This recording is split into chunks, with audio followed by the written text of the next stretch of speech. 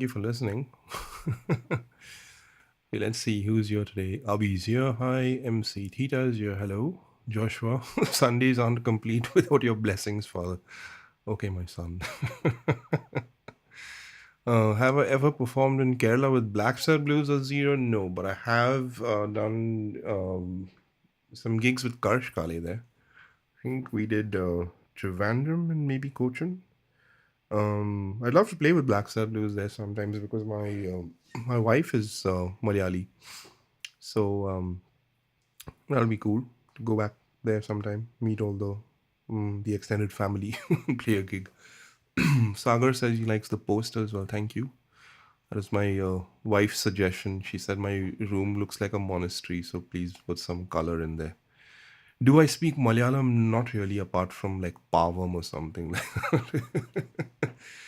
Where was my last show? That's a good question.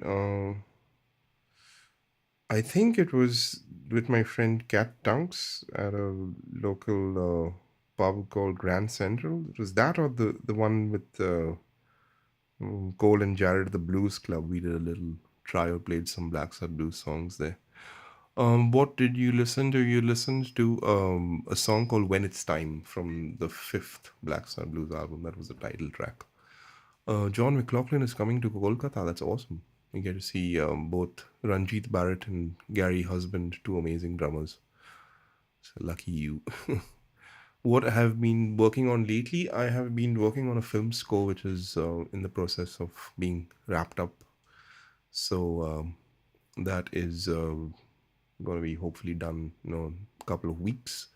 And then I've got like a whole bunch of new material that I have to sift through, as one usually does, and make some sense of the material and, maybe have another album. There's also a bunch of Black Star Blues live material that I've been meaning to finish mixing and putting out as volumes 2 and 3 in that LIOVE series.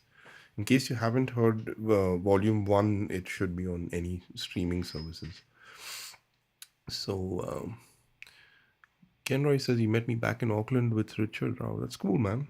2006 is a long time, though. So, any memories may be obliterated at this point. Do I practice ear training? Well, yeah, anything I generally do has got something to do with ear training. So, yeah. It's a little instinctive at this point, but I try to every time I hear a chord and I can't quite guess what it is, I try to the main thing is being able to relate the sound, the sound of what that creates to whatever the name of the chord is and stuff like that. It's mainly also intervals, as in the distances between any two notes. So that's something one can practice anytime. Blues Fest is going to be lit this year. Wish Black Star Blues was there. Yeah, I wish I was playing too, but I think we have Arun Joy, who's probably one of the best blues guitar players in the country, representing the locals. So you're gonna have a good time there in any case. I think this guy called Ivan Singh is playing, and he's pretty awesome. I think he's an Indian guy, but he lives in America, so that'll be cool. Please like the stream for better reach. Yeah, please do that. Like and subscribe in case you haven't. It helps the channel. How come I'm using the HD 6600? It's actually the 660s. You can hear a tiny bit of feedback, so in case it gets too bad, I'll switch to the 280s.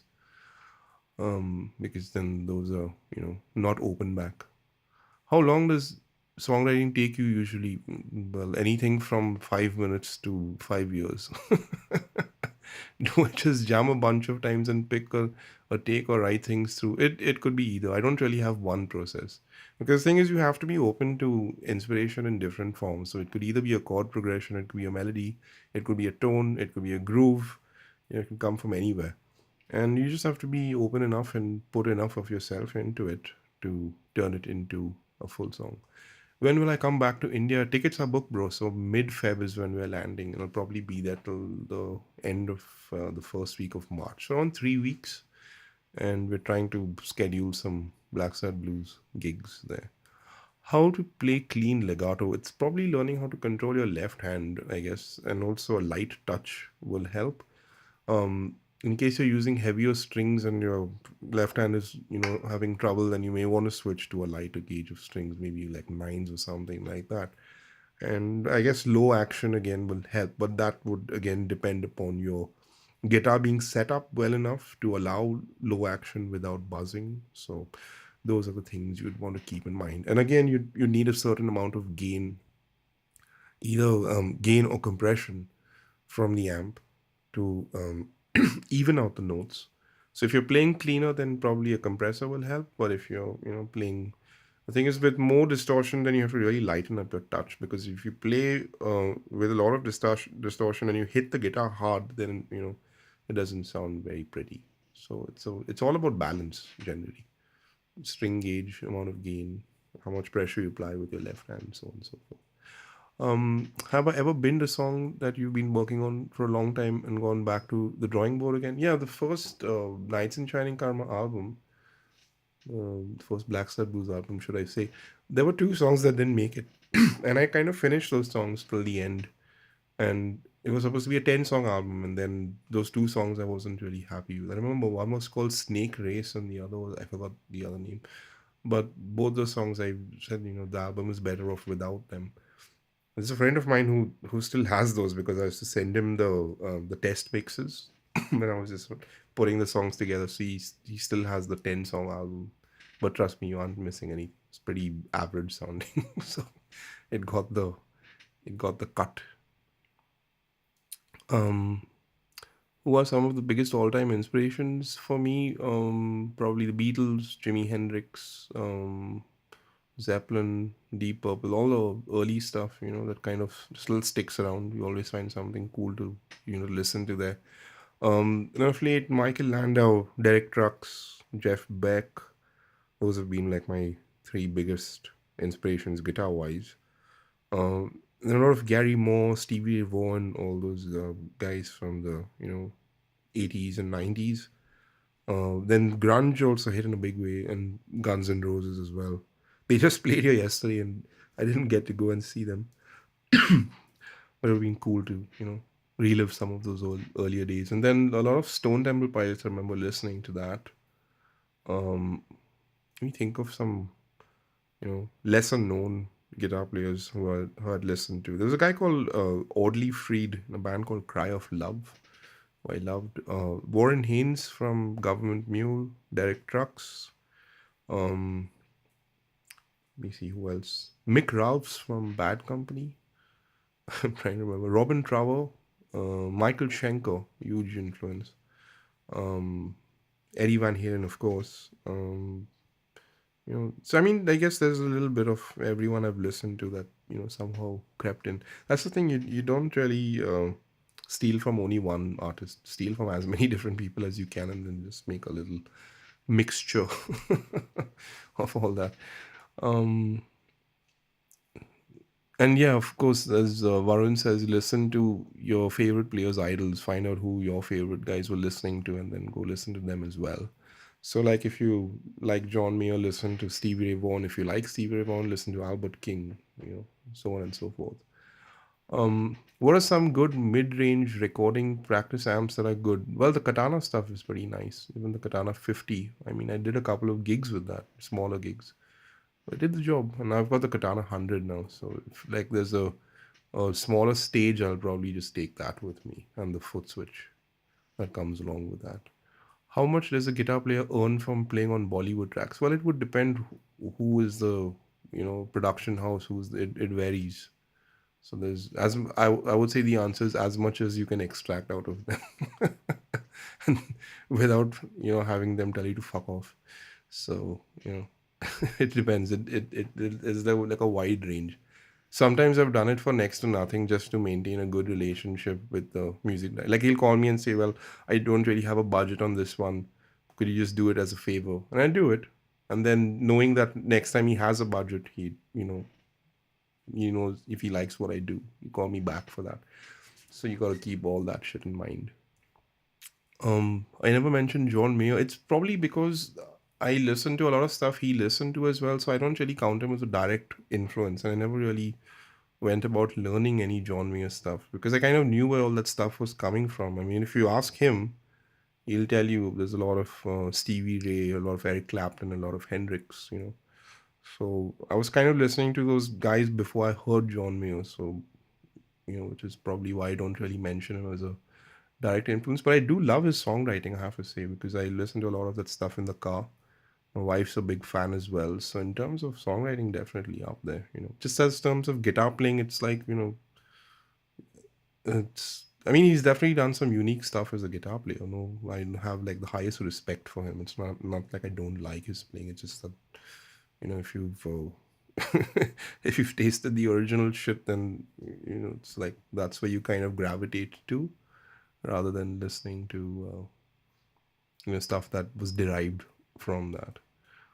Do I track my own bass for demos? Usually, that I'll either program a bass, but most of the time I just have a Squire jazz bass. Yeah, I'd play that. Keith Scott, very underrated, definitely, man. All the Bryan Adams stuff. I have to say, actually, I always forget to mention one influence. His name was Steve, the guy from Def Leppard who passed away, and then Vivian Campbell joined. What's his name? Steve Collin? No, that's Phil Collin and Steve. Why am I forgetting his name? It's like a brain fart right now. Someone will know. Def Leppard guitar player called Steve something who passed away. Steve Clark, that's the guy. Fucking amazing guitar player. I just love like guitar players who write riffs that belong in songs. That's kind of like a big thing for me. Do I listen to jazz? Yeah, man. Like Miles Davis and stuff. Yep, definitely. All the classic stuff. There's a whole bunch of albums that came out in the 50s that was really nice. Like Cooking and it has those kind of titles. And my dad was a big fan of all that. He was a big fan of John Coltrane. Remember when I was a kid, when I was a really young baby, he would play all the Coltrane stuff. So that, and then guys like Pat Metheny, Weather Report, all that stuff, which is like almost like second generation jazz stuff. I love all that as well. Phrasing tips: try to phrase like you speak. Take a phrase that you would speak and try and get into the rhythm of that. Like, say you've got a phrase like a stitch in time saves nine, something like that. You could just apply notes to any of the rhythms of those phrases and come up with something cool. So try and listen to people speak, and like listen to hip hop, like really good hip hop artists who have good flow. You can pick up like some really cool rhythmic ideas from there. Have I put out anything with electronic drums? Yeah, man. The first full album was programmed drums. Then on the most recent Black Star Blues album, there's a song called "It Just Got Real." That is a programmed drum track, and there's also another track called "Where It All Began." That's, I think, programmed drums as well. It's a drum loop. The real thing is really cool. I mean, though there'll be times where like a program thing will get the job done if you do it well. Favorite other instrumentalists, non-guitarists whose compositions and phrasings you love? Good question. A lot of horn players come to mind. There's a beautiful violin intro on a John McLaughlin song called "Love and Understanding." And that is like a Carnatic violin thing. I think it's probably L. Shankar who played that, if I'm not mistaken. That I listened to when I was a kid, and that always stuck with me, as a beautiful sounding, non-guitar instrumental thing. So if you can listen to that song, beautiful intro on that. Please do a stream on creating a demo from scratch. Would love to see my process. Well, I actually did that as a lesson series when I was putting together the last album. So maybe when this album, I can probably do that. I don't really would be able to kind of just get into that flow in the middle of a stream. I mean, I've done that a couple of times, or like just go on Instagram live if I was in the middle of writing something. But generally, when you do that stuff, you kind of want to, almost like look inward, and it's not really a streaming thing. But once you've got that initial idea and building on that, that is something you can definitely look at, doing that. So maybe on the next album, I may put out some, um, what do you call it, like a story or something saying, okay, I'm doing this lesson series. So if you're not following me on Instagram, you may want to do that. Randy Rhodes, I guess so. Though kind of my favorite Aussie guitar player was Jakey Lee. So you know, not my favorite Aussie guitar player. Though I have the highest respect for all the stuff that he innovated on. Sure. How to get a Coldplay guitar tone? Play two notes at a time and put on some delay and reverb. Go like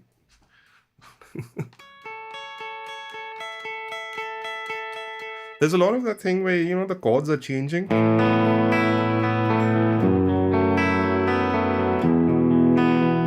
So you go this throughout all the chains.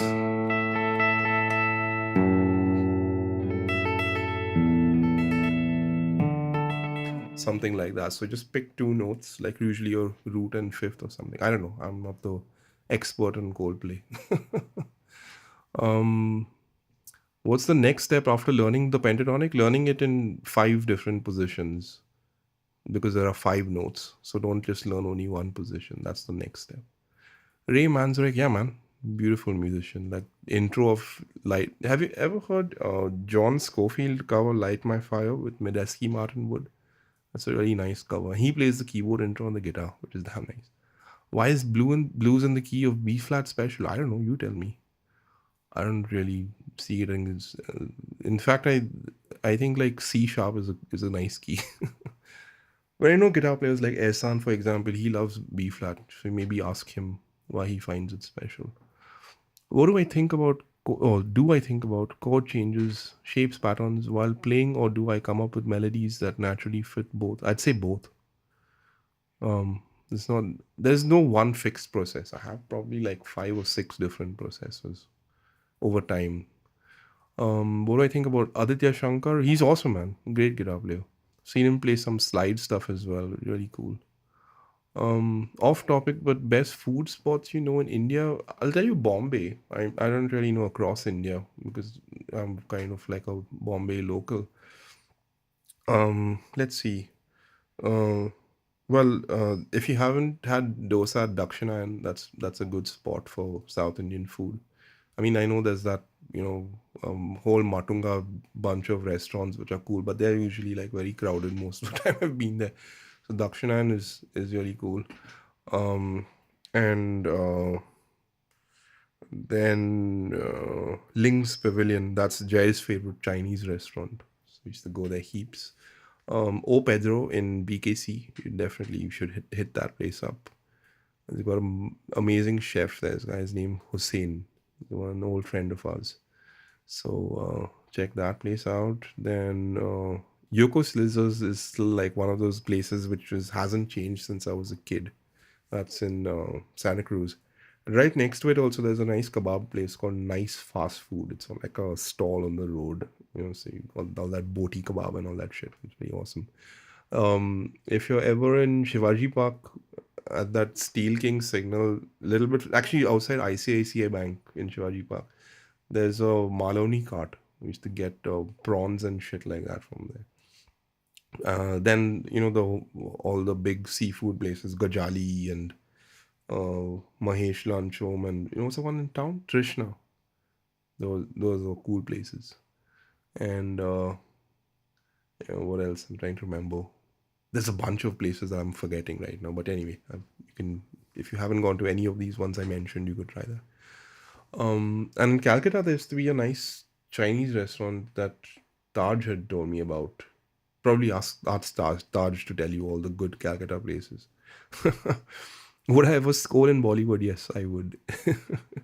Depends on. Actually, I'm doing a score right now for a thing that may end up on Netflix or one of these OTT platforms. So, have I heard about Fossils rock band from Kolkata? Yes, I have. The guitar player Alan Au is an old friend. So Uh, I think I've heard them at NH7, and there are a couple of other gigs that I've seen them at. They're really good, man. They go down really well with the crowd. Is it just you? Is the mic feeding back? No, the headphones are open back, so you'll get a bit of feedback at a couple of times. It happens, especially when I get really close. So yeah, I probably should switch. Yeah, see, this is what happens every time I turn my head. It comes close and it feeds back. Do I mix with a ton of plugins, or is most of the work done while tracking? Over time, it's more towards the latter. I kind of try and get the sounds, and even if I'm using a bunch of plugins, I track it with all that stuff on. Um, because the way I look at it, your ears are not going to improve, say 2 weeks down the line when you have to mix the song. So try to use your ears and get as close to as the sound that you're hearing in your head while you're tracking. And generally, what happens while mixing is I'm going to be reducing lows and highs and maybe a little bit of the mid-range EQ while mixing, because that's when you're kind of trying to put everything to fit together. So that's when I would, look at um, changing stuff in the mix. But generally, on the whole, I kind of try and get as close to what I'm hearing in my head during tracking, because then you know that what you've captured is good. You don't try to make the sound while you mix. Shimam says he just started to try jazz improv and you're doing minor blues scale. Is there any particular song that I would recommend to transcribe? Um, I don't know, man. You find the stuff that sounds good to you, and there's always something that you could transcribe from. I mean, that you could learn from anything that you transcribe, should I say? Um, well, I mean, one guitar player I would like to say probably check him out is Robin Ford, and there's an album called "Talk to Your Daughter" that I started on. So that's a good introduction. Then there's another couple of ones called The Blue Line and Mystic Mile, I think. So yeah, check those out if you haven't.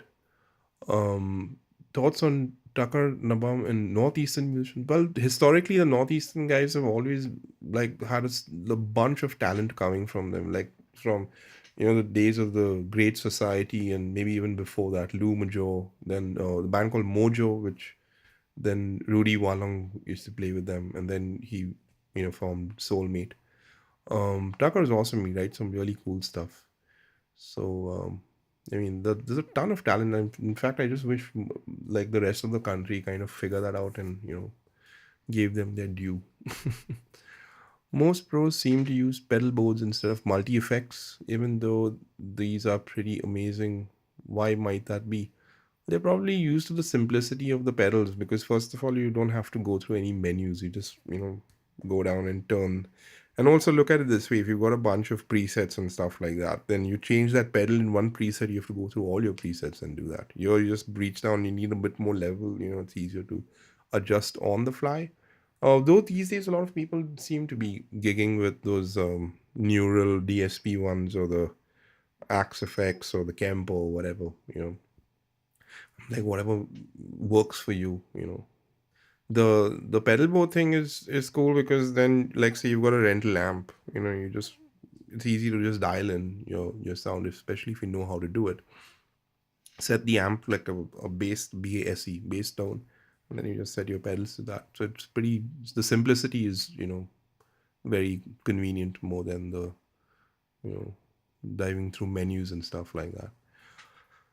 Can I talk about the tone in your song Renaissance Mission? Well, there's probably a couple of different guitar tones in that. So there's the main tone, which is probably the Roger Mayer Voodoo one, and the Arion chorus for like the guitar. That's the main part right there.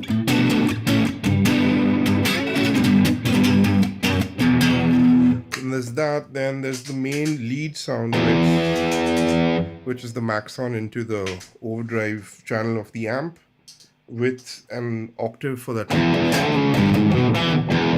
And there's that. Then there is this solo in the middle, which has the full tone octave fuzz.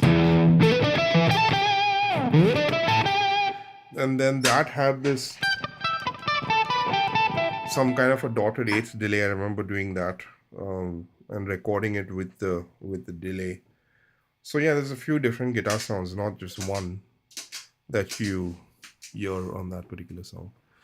Um, Digital processor or manual pedals, whatever works, man. I can probably get a good sound on both. So if you have the analog pedals, then and you have a good amp. I think the pedals probably need a good amp to sound their best. So if you have all that, then great. And if you don't, I'm sure you can still make music on a digital processor.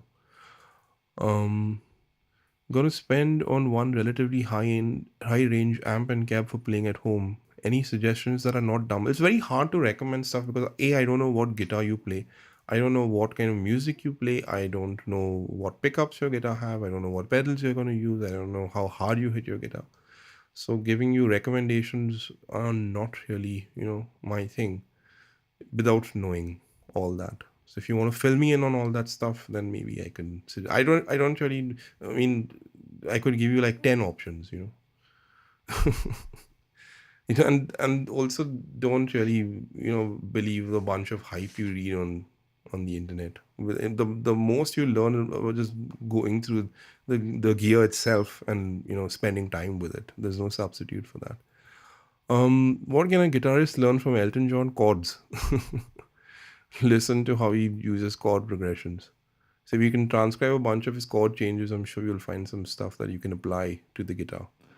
How to overcome the fear of improvising live?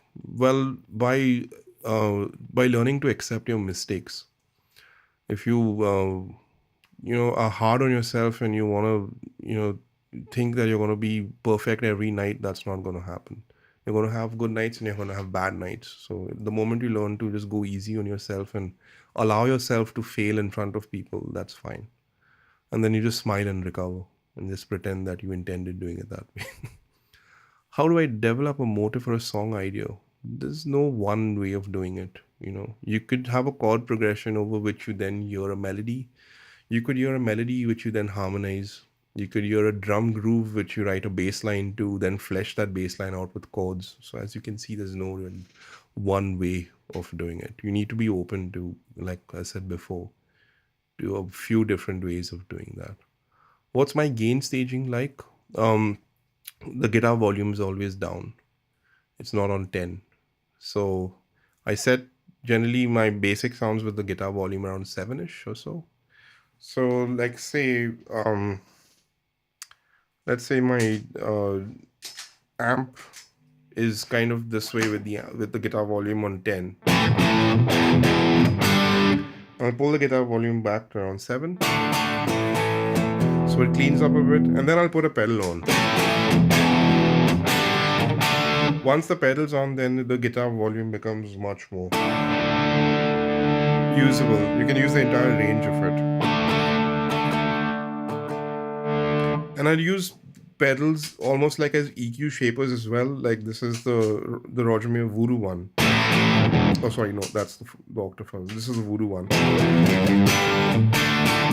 A little bit more full range, right? Almost like a fuzz.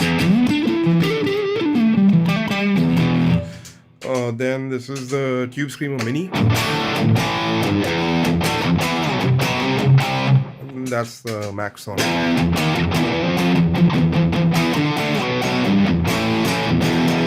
So, that's kind of how I would gain stage.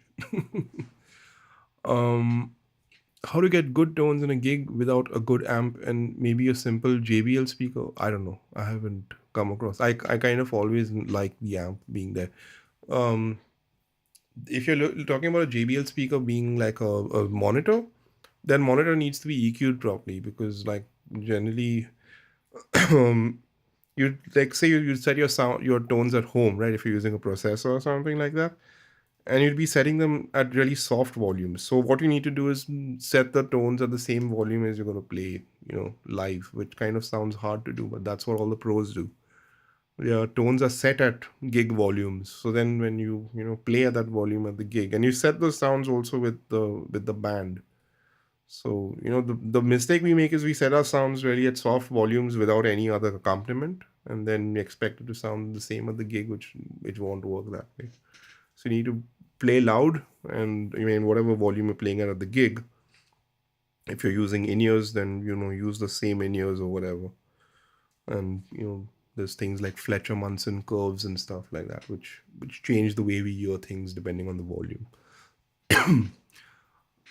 Have I played Ibanez guitars? Not really.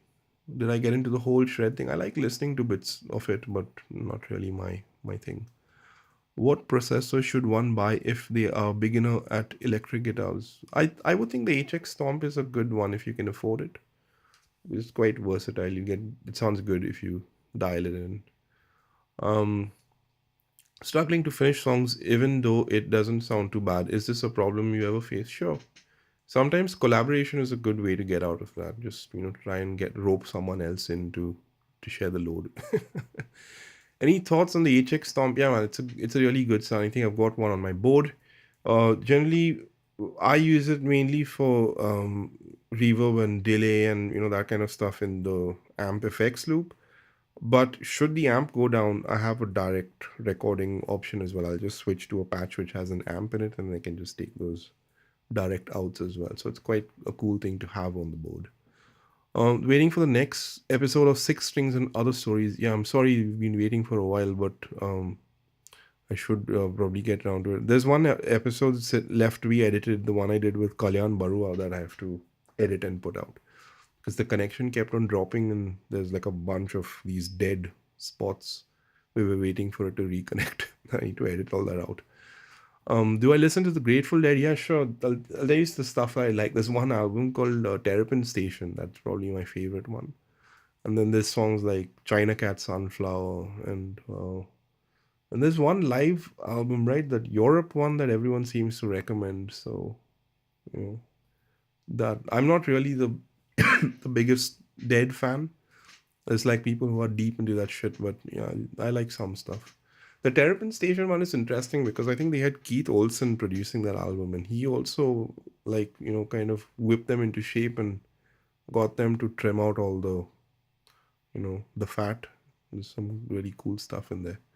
Am I watching the World Cup? No, but I keep seeing these updates and these upsets. The one that Brazil went out and then Portugal went out. So I don't really have the time to watch an entire match, but get Bodhisattva Ghosh or Rhythm Show on my next episode. Yeah, why not? I'll speak to them. There's a bunch of other people as well that I wanted to interview. Any young Indian players to check out? You check out Rhythm Shaw and Kush Upadhyay. Those are two of my favorite guys, and some of the older guys like Bodhisattva and Tajdar and Rohan Ganguly. And they're even older than that, the Amit Datta and all that. But from the younger guys, probably I think Kush and Rhythm Shaw are my favorites. What's the difference between music director and music producer? Well, in Bollywood, the lines get a bit blurred. But technically, a producer would be the person that oversaw the entire album. Kind of what a director does in a film. And then from a film point of view, these days, music director is the person who writes all the songs and then sometimes does the background score, or there'll be another person who does the background score. So I think especially in Bollywood, like the music drives a lot of that film, but the people who make the music sometimes don't really get the credit that they really deserve. Like someone like Amit Trivedi should probably be a household name, because they'll probably know which actor was in that song, but they won't know that Amit is a guy that actually wrote those songs.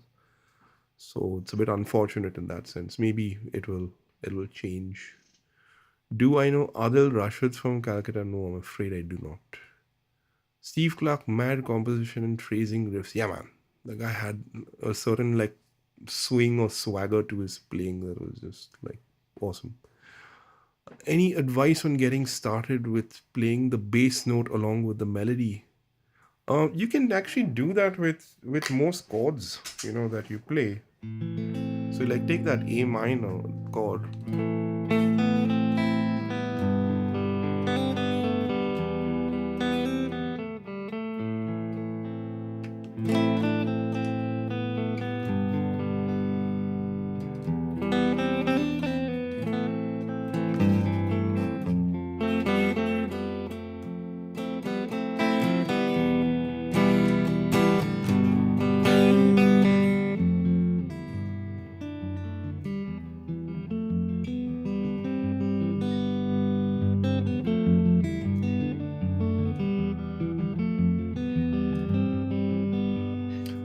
for someone who's interested in learning blues guitar, which artists can one listen to? Um, the Three Kings: B.B. King, Albert King, Freddie King, Muddy Waters, Howling Wolf, Lightning Hopkins, Buddy Guy. Um, say like someone like Junior Wells, and keep tracing back, T-Bone Walker, like some of BB King's stuff came from there. Then of course the guys who took the blues to different places: Stevie Ray Vaughan, Gary Moore, Cream, that sort of thing. But yeah, if you probably just start with BB King and then move on from there, that would be a good idea. Did I try the Carnatic guitar style? Yeah, I mean, that kind of some of that stuff has seeped in over years, but I haven't really, learned it formally. Certain sounds like, go in. Like, say, something like,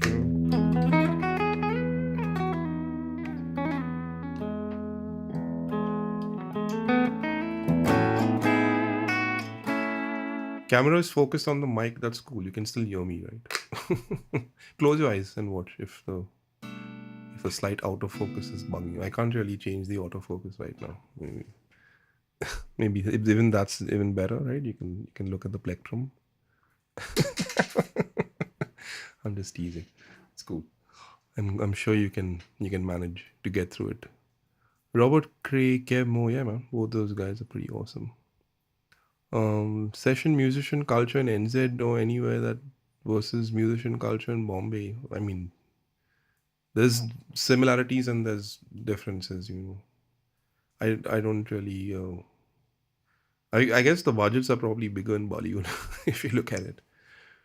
But I think here as well, there's a certain standard that most professional musicians have purely because being a professional musician here is generally much harder, I would think, because the amount of gigs are not as much, and the audiences are obviously not as big because it's a total city of like 1 million if you look at it, and that's kind of like the population of Dadar or something in Bombay. Please share my thoughts on guitar intonation for young musicians and how accurate or slightly off it should be. Or well, it should actually be as accurate as possible, but you have to keep in mind that the guitar is never going to perfectly intonate because of the nature of that 12 tone scale, right? Because if you tune a third to where it actually registers on the tuner as being in tune, if you look at just the harmonics, like these two notes, like compare that harmonic to, oh sorry, oh no, so let's take that one, right, versus the natural harmonic will be slightly flatter.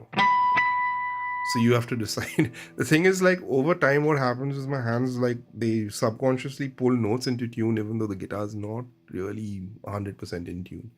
But how you would set your intonation correctly is from this, as most of you would know. So you set it, I think, in equal temperament, where the harmonic matches then the rest is down to how the fretting on the guitar is done, how accurate that is, how well the nut is cut, all those sort of things. You learn it over time. And how we used to do in the old days, if it doesn't sound in tune, put the chorus well on. That makes everything sound out of tune in any case, so it's all good. Any plugins I'd recommend to get your hands on for who's starting on their own at home? Well, I normally use most of the Universal Audio stuff, so they're not the cheapest, but the FabFilter bundle is really good, and so is the Soundtoys one. So have I moved for good? Well, I haven't lived in India since 2020, so you tell me, have I moved? I don't know if anything in life is permanent. um Anything I missed over here? Because it is getting pretty close to midnight. 15 minutes to midnight. Not quite Iron Maiden, but It's getting close to. I started late today, unfortunately, because I had a friend over, and we were comparing tube screamers. Can you believe it? He got a couple of these vintage, well now vintage, TS10s. One made in Japan, one made in Taiwan, and I've got this guy. This is my tube screamer for those of you who are interested. So good old Maxon OD9. That's kind of what I use. That or the TS Mini on this normal pedal board. Um, and then the SD9 is not a tube screen. It's more like a wide range distortion. So that we started getting into that and then discussing Gary Moore and all that shit. And I thought like it'd be a good idea to switch on the live stream somewhere in the middle. And then we got very engrossed and forgot about it. And I said, oh shit, look at the time. I got to do YouTube live. And then the poor guy had to leave and go home because it's getting late. So then maybe I'll get him next one of these future live things. He's a really good guitar player. His name is Shevon. I don't know if he's watching this, but yeah, we had good fun playing guitar and, going through all these pedals and stuff like that. So anyway, the stream is pretty much behaving itself, right? I hope. It looks pretty healthy, so let me know in case that jittering and shit happens. Play Shine On You Crazy Diamond. Okay, since you asked. Yeah. I'll play you the bit I like the most. It's this bit.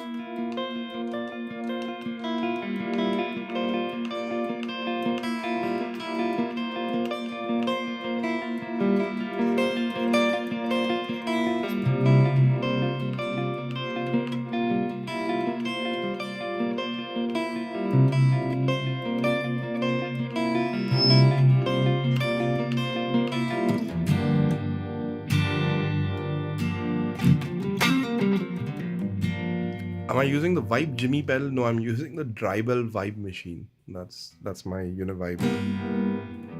Oh, that sort of thing. Where am I at on this? Yeah. Play Hysteria by Def Leppard. Yeah, sure. I will play you Hysteria. Put on that Eventide. I think that's kind of close.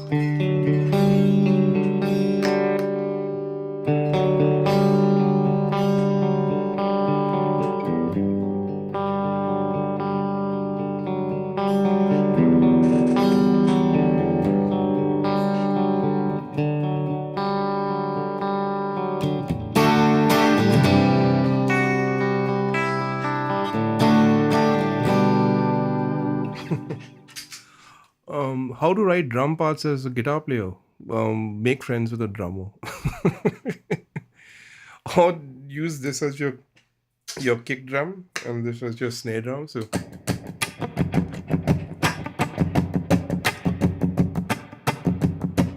or you can even do like those Punjabi beats. You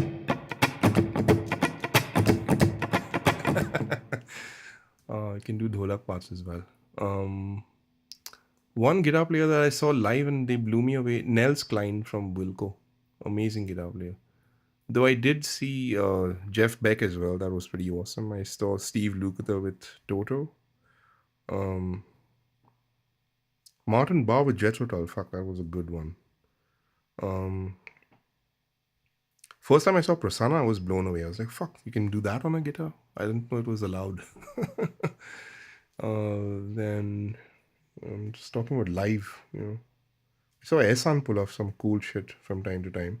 Rudy, I saw him once. He was on fire. That one gig at Jazz by the Bay. Fuck. That was like a lesson. I've seen Amit Datta in God mode a couple of times. Saw him once improvising on Steely Dan's Green Earrings. I was like, fuck, you can actually play your own shit on top of this, because like normally Steely Dan was like classical music, right? You learn the solos note for note. He was just like, he took it like on to a tangent. It just blew me away. But yeah, Nels Klein, I wasn't expecting that from over that context, but fuck, what a guitar player. Even Derek Trucks, I think, is named Nels, is one of the favorite guests that ever sat in with the band. Um, Alan, our daughter is your girlfriend. Oh, cool. Better be good. He'll kick your ass otherwise. What is my favorite pop artist of any time? I'd probably say Stevie Wonder, or the Beatles if you count them as a pop band. Um, do I like Wilco Johnson, who passed away recently? I've seen him a couple of documentaries. I haven't really gotten into Doctor Feelgood, to be honest. Wasn't something that grabbed me. I'm sure he was awesome because he was really highly respected. As the amount of tributes to him that that came out when he passed away.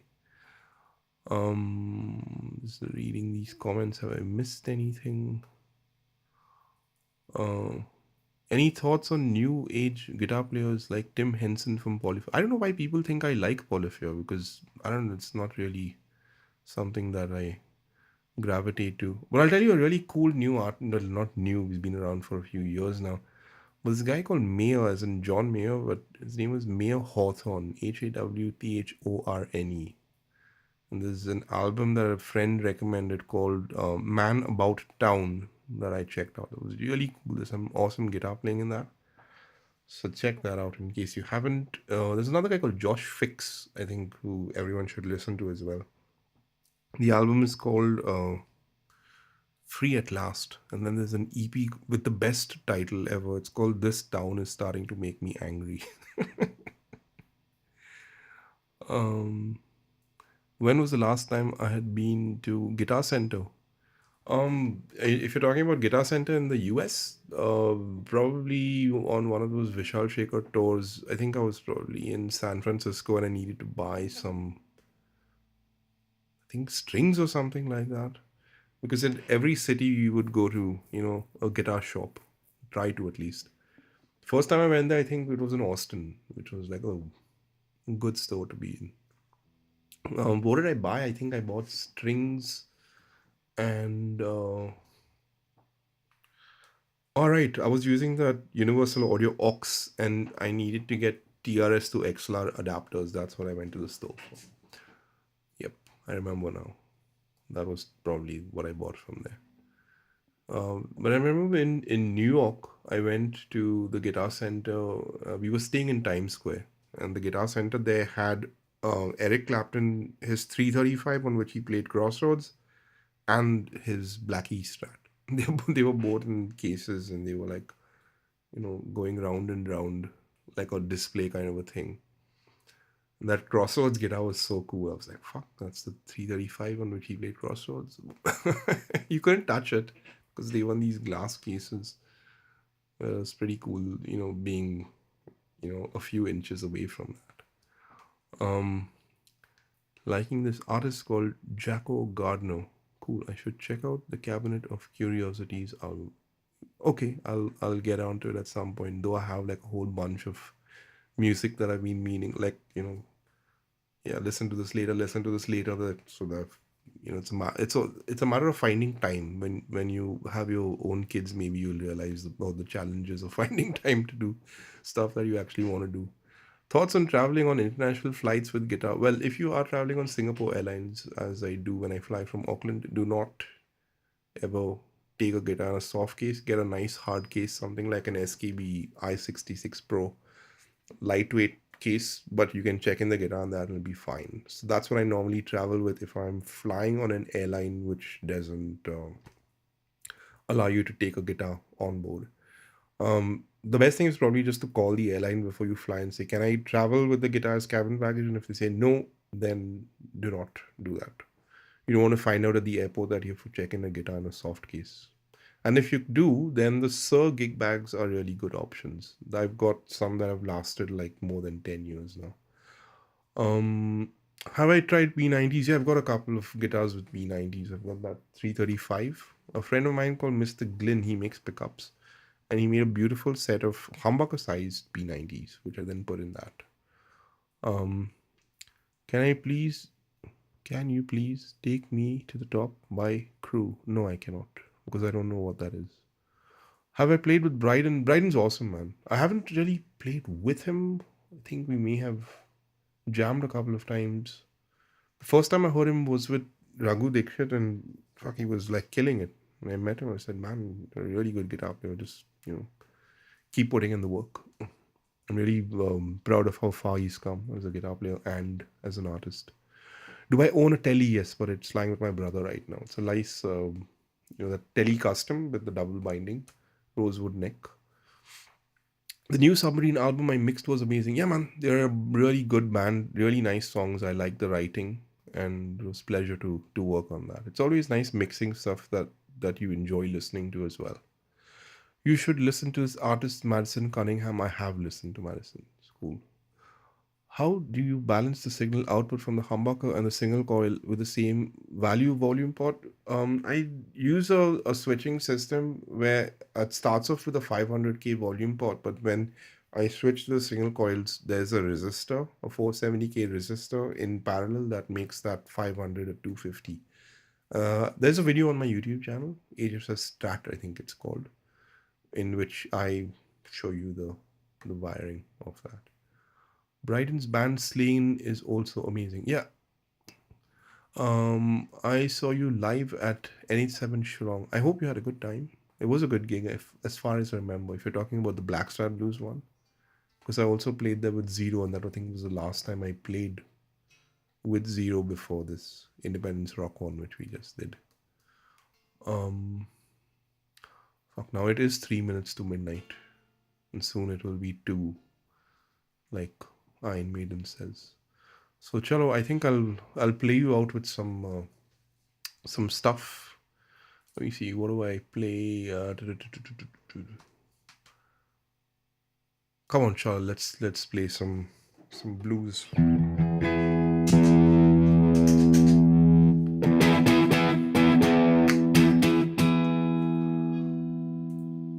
So here we go. This is the last song of the evening. Thank you very much for tuning into this YouTube live, and we should see you again hopefully next Sunday, a little bit earlier hopefully. So where is it? Here we go.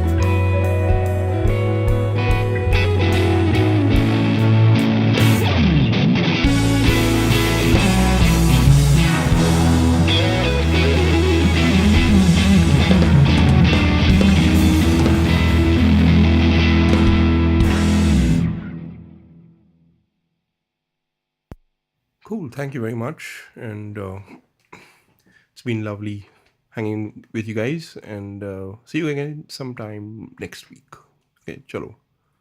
Bye bye. Arrivederci. Bye bye.